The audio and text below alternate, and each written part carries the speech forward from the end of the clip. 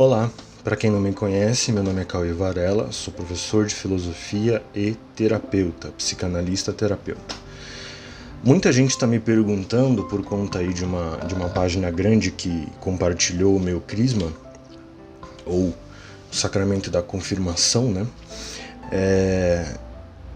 Qual que é a minha história? Então eu já havia contado a minha história de ida ao catolicismo, ou de volta ao catolicismo, num vídeo de mais ou menos uns 2 anos e meio atrás, só que eu acabei excluindo todos os vídeos, né, que eu havia postado nessa época. Eu vou tentar condensar a coisa aqui, porque é não que seja uma preocupação minha, mas há pessoas que se preocupam, né, e que pelo menos gostariam de ter uma resposta. Porque durante muito tempo eu fui evangélico protestante. E nesse tempo eu participei de algumas igrejas, eu congreguei em algumas igrejas denominacionais.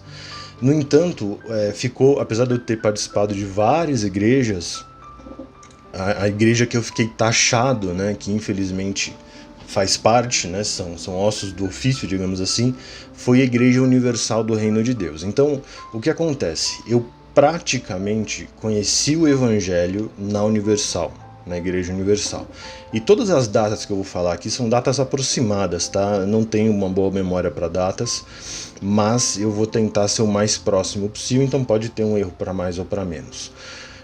Mais ou menos no ano de 2004, 2005, no máximo, foi nesse período, né, foi nesse intervalinho aí de tempo que eu fui apresentado ao Evangelho, propriamente, na Igreja Universal. Bom, por que na Igreja Universal? O meu ex-chefe participava dessa igreja, eu não tinha a menor ideia do que era o Evangelho, né? Então, se dissessem que a Igreja Mórmon era uma igreja evangélica tradicional, eu ia acreditar, né? E aí eu fui. E também por falta de opção, né? Porque nesse ano eu morava em Ubatuba, no bairro do Perequiaçu. Então, para quem conhece, ainda hoje nesse bairro, é um bairro praticamente marginal em Ubatuba, né? Então são pouquíssimas as igrejas disponíveis hoje e na época era menos ainda. Então, e a Igreja Universal, e as poucas que tinham eram bem tradicionais, né? Tipo Deus e Amor, do famoso saiote, que fazia distinção, você se sentava num espaço homens e no outro mulheres. Então eu que tinha lá na casa dos meus 15, 16 anos, não queria isso, né? E enfim, e era meio, né, repelente para um jovem. E a Igreja Universal nova, tal, na época estava lá com seus 20 e poucos anos, e aí eu fui, né? Mas eu tenho uma característica, desde que eu me conheço por gente, de sempre buscar o conhecimento daquilo que eu estou fazendo, né? Seja o que for. Então, quando eu comecei a dar aula de computação, eu fui a fundo na computação, fui estudar a coisa, e na igreja não foi muito diferente. Então, quando eu fui apresentado ao Evangelho, mesmo que fosse na Igreja Universal, e eles falavam, hoje o versículo tal, tal, tal. Então eu comprei uma Bíblia, né, uma Bíblia simplesinha, e aí eu ia acompanhando, né, os textos. Só que eu dificilmente eu ficava apenas no texto que me dava, né? Então eu comecei a ler o contexto. Então ele falava lá de Apocalipse 1 e eu lia o capítulo 1, 2, 3 e geralmente até o final. Tanto que nessa época eu estudava muito, né? E eu comecei a me interessar pela coisa. Então eu não sou formado em teologia, ok?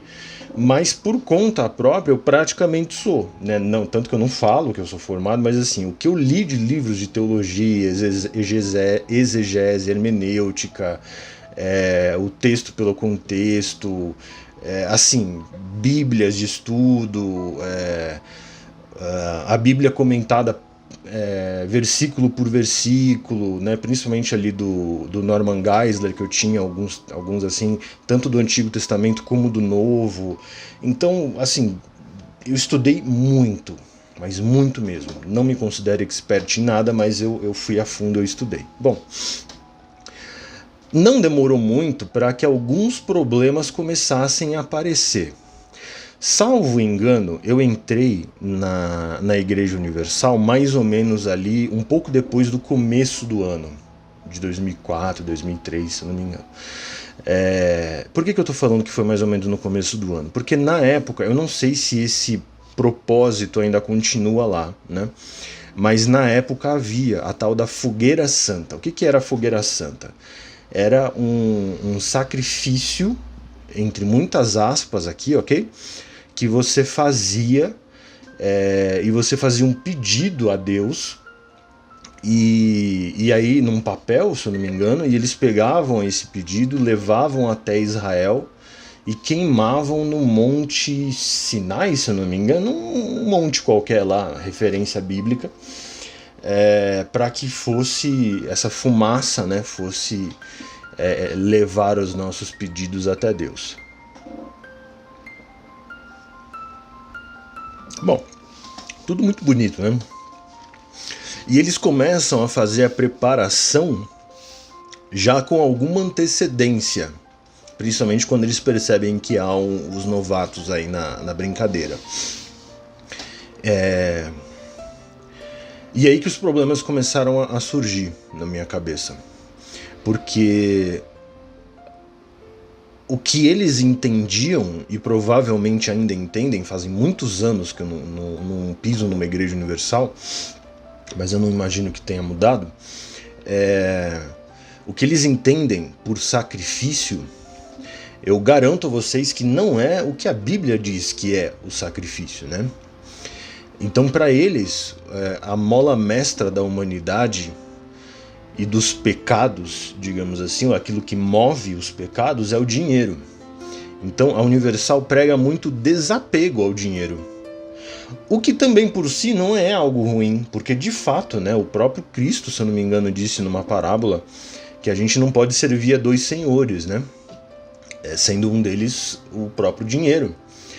Então, de fato, né, você pregar o desapego das coisas materiais não é o problema. O problema é quando eu comecei a notar, isso adolescente, ok? Isso com os meus entre 15 e 16 anos.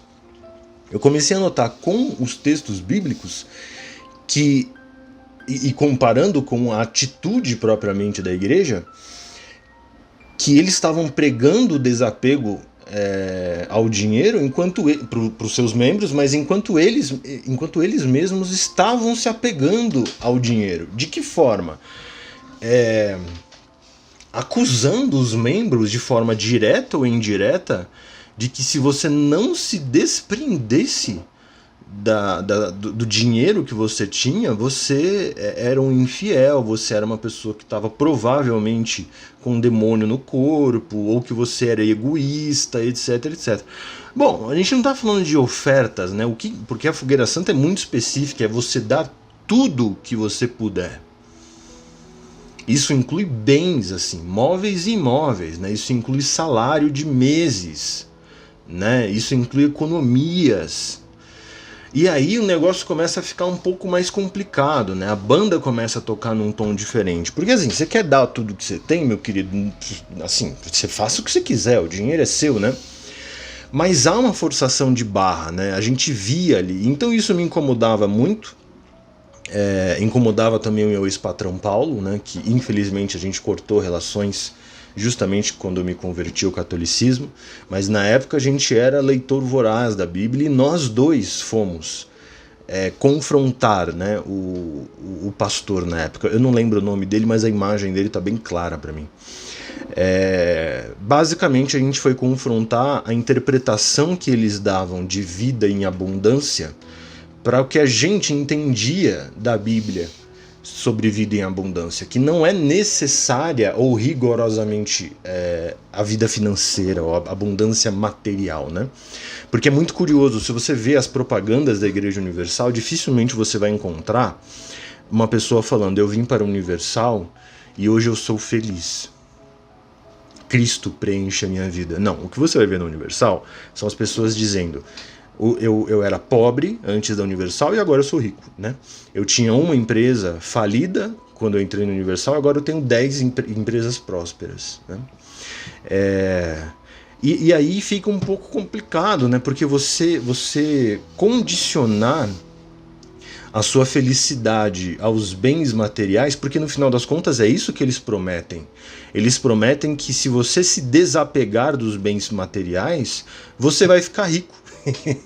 Meu amigo, então, no final das contas você está pregando assim, você vai dar tudo que você tem, né? E eu lembro que a passagem mais usada por eles era a passagem da velhinha, né? Então tinha lá um monte de gente dando dízimo e tal, e aí vem uma velhinha e dá lá uma moedinha, e Jesus fala, ó, tá vendo aquela velhinha ali? Ela deu mais que todo mundo aqui. Por quê? Porque ela deu tudo o que tinha.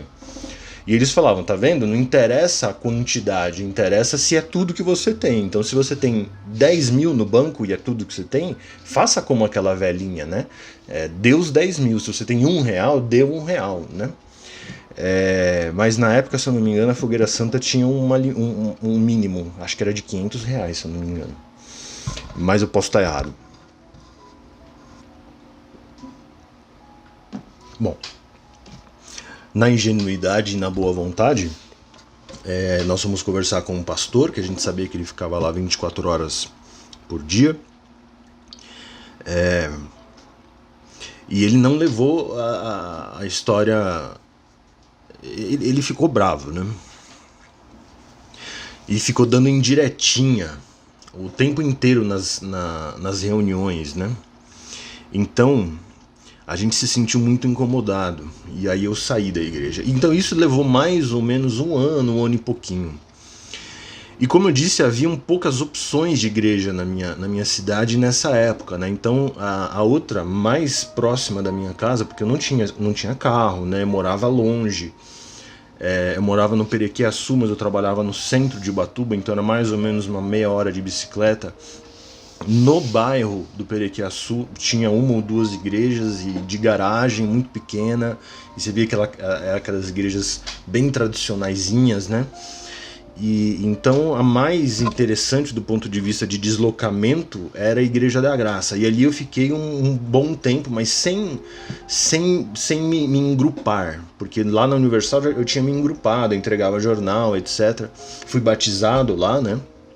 Num dia assim que me deu 5 minutos, eu fui lá, me batizei, voltei para casa todo molhado. E enfim, mas aí eu fiquei mais ou menos uns 2 anos na Graça. E saí, porque logo na esquina da Igreja da Graça havia aberto uma uma Paz e Vida, se eu não me engano. E aí eu fui nessa Paz e Vida, porque a Igreja da Graça, apesar de ser menos pior do que a Universal, também tinha muita bobagem em relação a dinheiro, mas eu aprendi a filtrar, né? Eu tava ali para fazer a minha parte pessoal e dane-se o que os caras estão falando, né? Então, quando entrava na parte de dinheiro, eu virava a chavinha e meio que ignorava o povo e ficava lendo a Bíblia e tal. Na Paz e Vida eu me enturmei um pouquinho mais, né? O pastor na época era um pouquinho melhor, e aí eu toquei e passei mais ou menos uns 2 anos lá também. Só que a igreja fechou, e aí coincidiu do fechamento da igreja, de eu estar passando por um problema pessoal na época de dinheiro, e aí eu voltei pro Imbu, que é a cidade que eu moro hoje. Quando eu vim para cá, como eu havia saído da Igreja Paz e Vida de lá, eu entrei numa parecida aqui, que na época era Bom Retiro. E na Bom Retiro eu passei um bom tempo. Né? Na Bom Retiro eu passei um bom tempo. Só que a igreja também fechou, né? Aquela administração. E aí você vê que parece que eu estava zicando as igrejas, que eu chegava e pouco tempo depois fechava, né? Mas nessa última eu também toquei, só que eu toquei guitarra por um tempo e depois eu fui pro baixo, então eu era participante da coisa. Ela fechou, mas abriu uma outra igreja no mesmo lugar, né? Mas aí uma colega de uma funcionária de um parente meu falou que tinha uma Paz e Vida que estava precisando de guitarrista e tal, e eu fui lá eu me envolvi um pouquinho mais, passei acho que um ano e pouquinho, só que era longe, tinha que ir de carro, nessa época eu já era mais velho, e enfim, eu fiquei orbitando, né, nessas igrejas. Então esse deslocamento, né, essa variação que que eu tive que ter durante a minha vida, não era nem porque eu não gosto e tal, né? Isso foi mais a Universal, mas assim, era mais porque era uma cidade pequena, né? Ubatuba e Imbu também é pequena, aqui deve ter, hoje tem mais igrejas, mas na época, isso 2000 e 2009, mais ou menos, se eu não me engano, 2008, 2009, não haviam tantas, né? Então tinha Deus e Amor, para tudo que é canto, né? Quadrangular, que eu já não sou muito afeito. Batista, que eu também participei algumas vezes, né? Porque fazendo visitas esporádicas, até para comparar com a Paz e Vida que eu ia, mas no final das contas não achei muita diferença. Então essa variação era muito mais por conta das igrejas que fechavam, né? Ou porque eram muito longe de casa e ficava inviável de eu ir, do que propriamente eu não me conformar com a igreja, né? Bom, mas aí em 2013, quando eu entrei na faculdade de filosofia, vamos voltar um pouquinho. Em 2011, eu conheci um negócio chamado Facebook, não sei se vocês já ouviram falar. E quem me apresentou o Facebook falou, olha, tem umas páginas anticristãs aí que estão fazendo um relativo sucesso, né? Então ele me apresentou a Thea e eu era uma pessoa que costumava evangelizar bastante, só que fora das redes, né? Na própria Universal eu fiz várias evangelizações, né? E um dos motivos também do pastor ficar meio bravo comigo é porque se eu pegasse alguém que estava, entre aspas, desviado de alguma igreja, eu sempre falava, volta para a igreja que você estava. Isso aconteceu inclusive com católicos na época. Eu sou católica, mas faz tempo que eu não vou na missa e tal. E eu falava assim, pô, volta, mas volta clamando a Deus para que ele volta para o lugar que você estava, mas clame a Deus que ele te guie para algum lugar, né? Então se ele quiser que a senhora continue lá, continue. Se ele te guiar para outro lugar, vá para outro lugar. E alguém ouviu isso. Eu falava de todas as denominações, né? Claro que a gente encontrava também pessoas que iam na Universal e não vão mais, tal. Eu falava para voltar para a Universal, mas quando chegou no ouvido do pastor que eu dizia isso, ele me chamou de canto, assim, na rua mesmo, né? Eu lembro que estava num bairro bem escuro, porque nesse ponto a Igreja Universal tá de parabéns, porque ia evangelizar em tudo que é canto mesmo, não tinha frescura. Apesar que levar um evangelho deturpado também é meio embaçado, né? Mas enfim. E aí ele falou, então, Cauê, você precisa falar para eles irem para a Universal, né? Aí eu falei, tá bom, mas aquilo me incomodou, né? Porque no meu coração estava muito claro, assim, que a pessoa tinha que voltar para Deus, e onde Deus guiasse essa pessoa, amém, né? Então ali eu vi um pouco de interesse. E ali o pastor já ficou meio torto comigo, dando indiretinhas. Ele era bem covarde nesse ponto. Ele falava comigo algumas coisas, mas a maioria das coisas que ele pensava, provavelmente em casa, na intimidade dele, ele gravava um textinho pronto e quando ia nas reuniões da igreja, nas reuniões de membro, eu não era membro da igreja ativo nos bastidores, mas eu entregava jornalzinho, né? Aí ele dava as indiretinhas, aí tipo, é meio desconfortável, né? Enfim. Então, a partir de 2011, eu criei um perfil no Facebook com a intenção de evangelizar, e eu era já evangélico. Nessa época eu estava meio que num hiato, eu não lembro qual igreja eu estava, mas eu era evangélico. E aí comecei nos debates na Ateia, nas páginas antirreligiosas, né, anticristãs.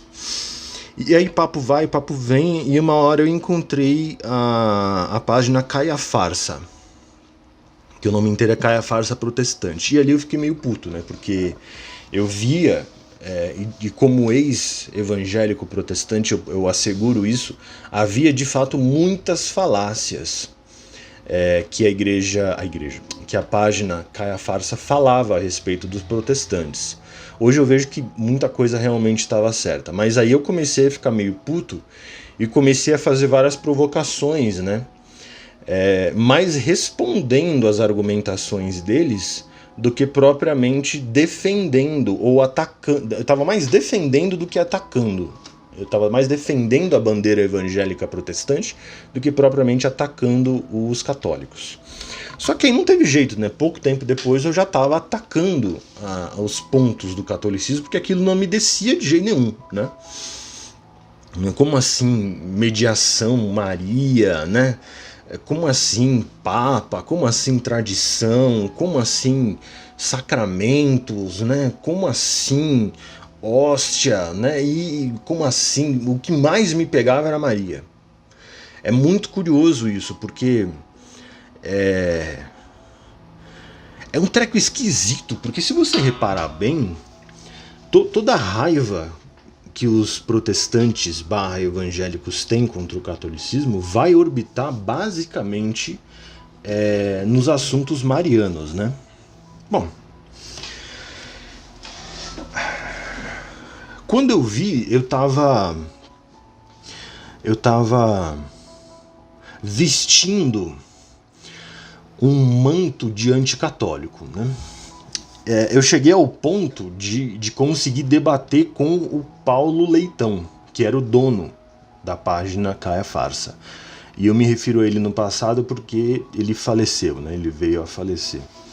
E ainda mesmo depois de católico, né, agora já conhecendo mais profundamente os dogmas e tal, ainda tenho as minhas críticas ao Caia Farsa, principalmente pela vertente esquerdista do Paulo Leitão, né? Mas que Deus o tenha em misericórdia. Eu não estou aqui julgando ele, mas eu não retiro algumas coisas do que eu disse para ele, mesmo enquanto protestante, eu não retiro nesse ponto. Mas nos ataques que eu fiz ao catolicismo, é óbvio que eu retiro, né? Mas então, eu fiquei relativamente conhecido nesse meio. Eu não sabia disso, ok? Para mim eu era só mais um otário ali no meio de outros otários debatendo com otários, né? Mas bom, o nego printava, né, as minhas respostas e colocava numa página tal, e aí umas páginas maiores começaram a me chamar, não sei o quê. E alguma relevância eu fui ter, mas eu só fui descobrir essa relevância bem posteriormente a isso, né? Bom, então eu tive que bancar, né, esse manto anticatólico por um tempo.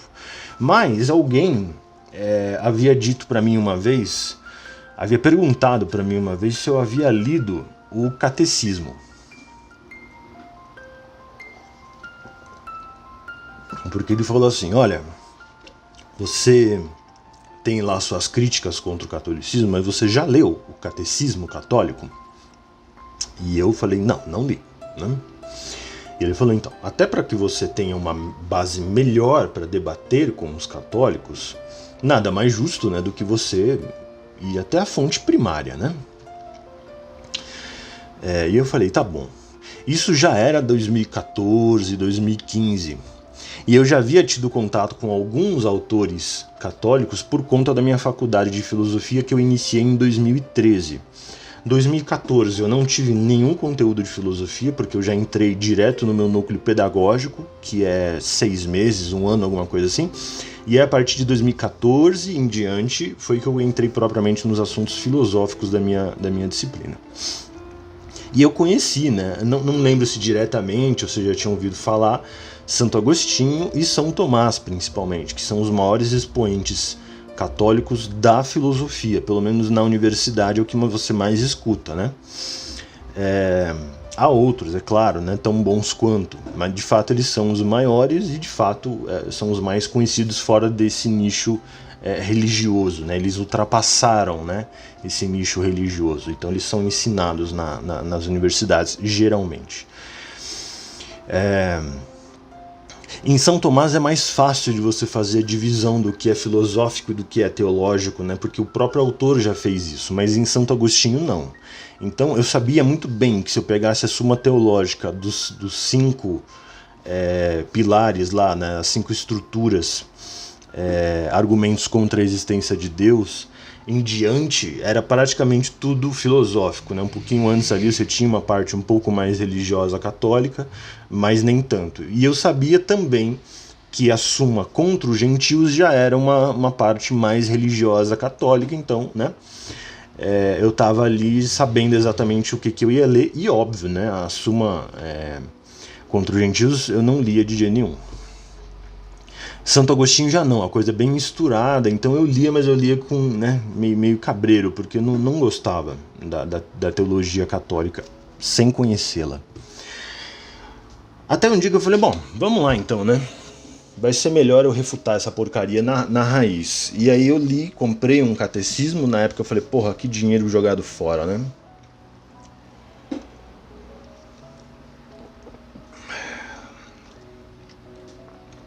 foi amor à primeira vista.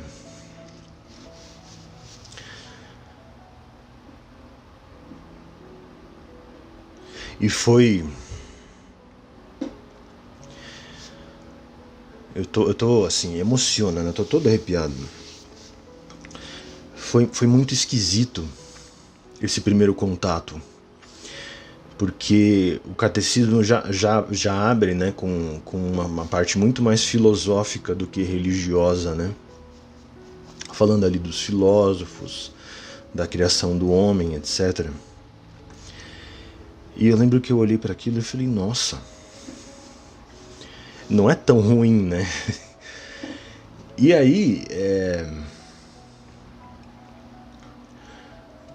eu comecei a ler ele como um livro, né? Mas aí eu comecei a perceber que ele não era um livro para ser lido. Pelo menos aqueles primeiros capítulos ali, introdutórios, sim, dá para você ler, né, do comecinho ao fim. Mas a parte depois disso é mais consulta, né? Então você vai ali nas partes que te interessam, tal, como se fosse uma espécie de enciclopédia, né? E eu fui indo nos pontos que eu tinha dúvida. E eu comecei a perceber que eu havia construído um espantalho do catolicismo. Então, e geralmente é o que se faz, e é o que a gente vê. E eu, como ex-protestante evangélico, eu vejo isso e eu sei disso. Então, geralmente as pessoas constroem um catolicismo imaginário e atacam esse catolicismo imaginário como se fosse o catolicismo real, mas não é. Porque quando você vai para o catolicismo real, não é aquilo que você estava acostumado a atacar. Então isso para mim já foi um banho de água fria, porque eu falei, porra, eu estava redondamente enganado, né? Porque isso aqui é a fonte primária do negócio, né? Assim, os padres estão sujeitos a isso, né? O Papa está sujeito a isso, né? Eu falei, bom, o negócio não dá nem para ser alterado, né? Pra se alterar o negócio é uma burocracia desgraçada. Eu falei, gente, tá bom demais para ser verdade. E comecei, aí eu parei com tudo, né? Saí de todas as páginas que eu administrava, as anticatólicas, e comecei a ler o negócio. Até uma hora que em 2017 eu virei... Eu cheguei pra mim mesmo e falei, meu amigo, você é católico, só não descobriu ainda, né? Mas era um processo que estava no começo, apesar de eu ter um conhecimento teórico, pelo menos das minhas dúvidas principais, razoável, eu decidi então entrar nesse barco, né? Mas, assim, eu decidi entrar no barco, mas o barco ainda precisava ser construído, né? Então, assim, eu tinha lá um parafuso e uma madeira. E eu falei, bom, eu vou construir o barco e vou. E eu escrevi lá no Facebook um dia, a partir de hoje você pode me chamar de católico, né? E eu não lembro o que eu estava fazendo exatamente. Eu sei que eu estava dando aula, isso foi em 2017. Se não me engano eu escrevi isso à tarde, no intervalo das minhas aulas, que eu dava aula de manhã e à noite. E aí eu fui para a escola à noite. E eu sempre desligo notificações de celular e tal. Quando eu cheguei da escola, umas 11 horas, 11h30 da noite, em casa, e abri o meu Facebook, o negócio estava surreal, assim, haviam páginas imensas comentando o meu caso, né? Eu lembro até hoje o padre Augusto Bezerra, que eu vi lá no Facebook dele, ele entrevistou o Papa Francisco assim, né? Quando o Papa veio ao Brasil. E ele escreveu um artigo sobre a minha conversão. Porque somado a a partir de hoje pode me chamar de católico, eu escrevi uma breve história da minha conversão, né? Mais ou menos o que eu estou dizendo aqui, só que em 2017. E ali eu percebi, porque sites muito grandes, vinculados a páginas de Facebook muito grandes, de um lado e de outro estavam comentando o meu caso. Então os protestantes estavam dizendo, olha, ele era muito inteligente, mas agora ele é burro. E os católicos, né, alguns estavam dizendo, ele era muito burro e agora é inteligente, né? Algumas ofensas a mim foram assim, beirando o criminoso realmente, né? E automaticamente a primeira coisa que eles tentaram fazer foi me desvincular do protestantismo. Então, ele era da Igreja Universal. Mas é muito curioso, porque quando eu atacava o catolicismo, isso não era um problema. Quando eu debatia com ateus, e eu debatia para humilhar os ateus, e modéstia à parte, eu humilhava os ateus. Eu nunca tive um debate que eu saí humilhado, pelo menos, assim, sinceramente, tá? Talvez a pessoa pode ter achado que me humilhou, tá? Mas eu realmente só entrava num debate quando eu sabia que eu ia ganhar. Eu era idiota, eu não faço mais isso. Hoje eu só entro num debate se eu souber que eu vou trazer aquela alma para Cristo, né?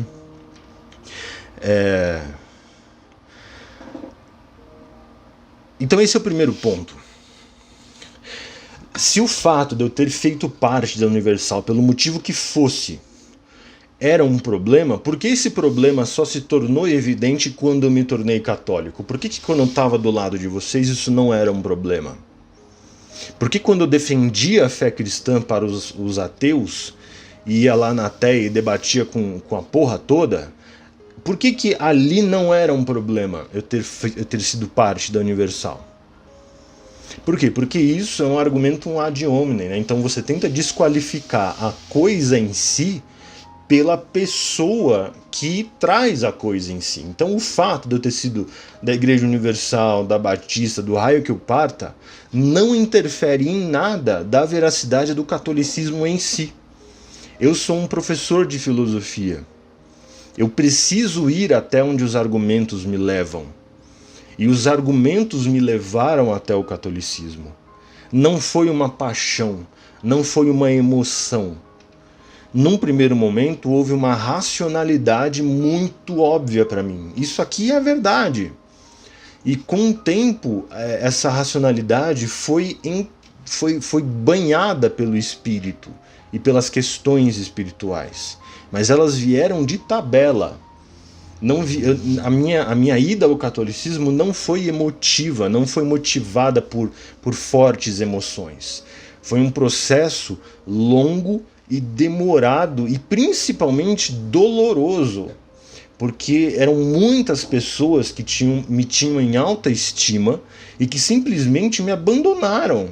Inclusive não só amigos virtuais, amigos pessoais. Como eu disse, o meu ex-patrão Paulo, que foi lá peitar a Universal junto comigo, ele infelizmente foi um boçal quando eu anunciei minha conversão. Ele veio até mim me ofendendo e eu falando várias vezes: Paulo, para com isso. Você é muito mais velho que eu e está agindo como se fosse uma criança. Eu lembro que eu falei várias vezes: para com isso, vamos ignorar isso. Eu te respeito pela sua fé e só peço mesmo, né, em relação a mim. E ele não parou, ele continuou ali sendo chato, sabe? Até a hora que eu falei: amigo, desculpa, eu não posso ter mais você como um amigo se você vai me tratar desse jeito. Isso porque na época eu era bocudo, tá? Mas eu percebi ali que havia um ranço, sabe? Um ódio, uma coisa meio esquisita mesmo, né? Então, eu só queria participar da comunhão, eu só queria oficializar a coisa depois de que todos os pontos estivessem muito claros para mim. A sucessão apostólica, sacramentos, história, milagres, Eucaristia. Assim, é claro, são 2000 anos de história, não é que está tudo respondido. Não, tá, na verdade tá, né? Mas assim, não é que eu respondi todas as minhas, mas todas as dúvidas que me impossibilitavam de oficializar a coisa foram respondidas há 1 ano e meio, 2, né? Foi quando eu me preocupei, eu falei, bom, então agora tá mais ou menos 4 anos, 5 anos depois, 3 anos e meio, 4 anos, né? Isso foi em 2021, se eu não me engano. Eu posso dizer que é isso que eu quero, né? Eu quero ser católico, oficialmente, porque eu disse, né? E eu comecei, depois que eu disse, eu comecei a estudar, comecei a ler, pegar os autores, pegar, né, o catecismo de São Pio X, pegar a história de Santo Agostinho, os milagres eucarísticos, e aí foi, pá, até que eu falei, bom, isso aqui agora tudo eu vou manter, vou continuar lendo, mas eu vou me oficializar como católico. Onde eu procurei a minha igreja, que é a igreja matriz aqui da cidade de Imbu, para fazer o catecumenato, né? E aí demorou 1 ano e meio para eu fazer o catecumenato, onde eu terminei há pouco tempo atrás, e fui batizado e fiz a minha primeira comunhão no Círio Pascal, né, na Vigília Pascal agora de sábado, né, que foi o dia, deixa eu ver que dia que foi anteontem, no dia 7 de abril de 2023, que é o aniversário da minha morte, né? Então, dia 7 de abril de 2023 é o dia que eu morri e renasci para Cristo. E agora, oficialmente, eu posso dizer, podem me chamar de católico. Então é isso, essa é a minha história. Me perdoem aí pelo tempo exacerbado, mas eu acho que eventualmente pode ajudar alguém que está com dúvidas. E muita gente vem até mim dizendo que está com o mesmo problema, aspas, né? Problema aspas, de, pô, minha família, isso e aquilo. O que eu digo para essas pessoas é sempre o seguinte: olha, você precisa ir até onde a verdade está. E se a verdade está te guiando para o catolicismo, que é a verdade, vá. E a sua família vai de tabela pelo seu testemunho. E você não pode ser o chato, você precisa ser a pessoa que vai levá-los a Cristo, levá-los à Santa Sé. Seja o exemplo. A minha filha hoje, ela reza o terço não porque eu pedi, mas porque ela me vê rezando o terço. Minha filha lê de vez em quando, claro, mas ela lê a liturgia das horas não porque eu a obrigo, mas porque ela me vê lendo a liturgia das horas. Mas eu sou leigo, não tenho obrigação, mas eu gosto de ler.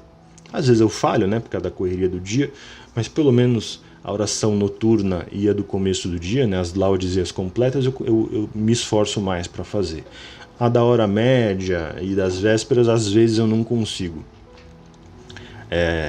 Ou por correria ou por tempo mesmo. Ou porque eu esqueci, né, enfim. Mas a da manhã e da noite eu sempre faço. Ela tá fazendo um curso de coroinha, né, porque ela quer. Eu sou o exemplo. A minha esposa veio até mim, eu fiquei com vergonha de dizer para ela que eu tinha me tornado adepto, ou pelo menos naquele primeiro momento afeito à doutrina católica. Tanto é que eu não falei para ela, ela viu no meu Facebook. E no primeiro momento eu falei, não, eu tô zoando, não sei o quê, mas passou um tempo eu falei, olha, eu acho que vou para esse lado aí e tal. E ela veio naturalmente, né? Ela não houve nenhum atrito, ela simplesmente seguiu os meus passos, né? Ela me viu andando e veio atrás. Eu não precisei evangelizá-los com palavras. Eu evangelizei minha família com o meu exemplo. Faça o mesmo se você está com esse problema na sua vida de questões pessoais que envolvam as coisas que a sua família acredita. Seja o exemplo. E Deus vai recompensar. Eu falo isso por experiência própria. Tá ok? É isso. 40 minutos é tempo demais. Mas eu resumi aí praticamente 12 anos, né? Quase 20 anos de história em 40 minutos. Então eu deixei muita coisa de lado, mas grosso modo foi assim que eu cheguei até o catolicismo. Tá ok? Um grande abraço a vocês e que Deus abençoe muito. Salve Maria.